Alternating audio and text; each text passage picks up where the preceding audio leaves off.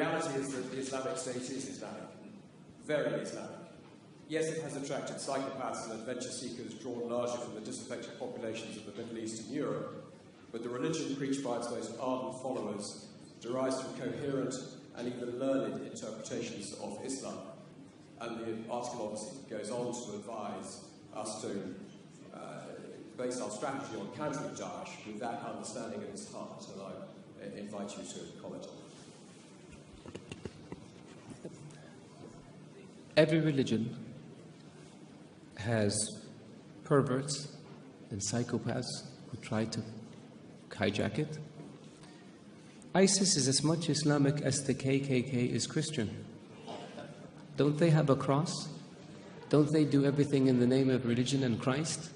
Don't they believe that Christ compels them to lynch and kill people of African descent?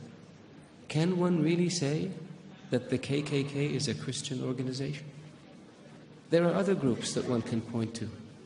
There are other massacres that were committed in the name of keeping certain countries or regions clear of non-Christians.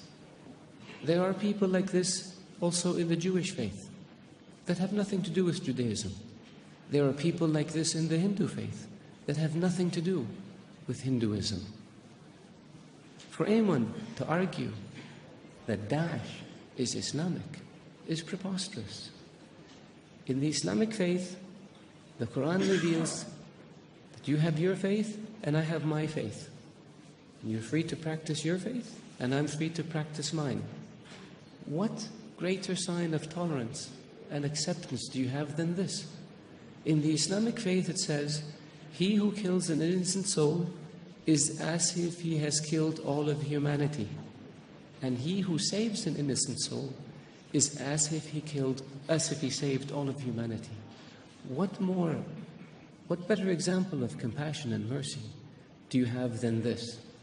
So if you look at what Daesh says and you say it's in the scriptures, doesn't the Old Testament say an eye for an eye and a tooth for a tooth?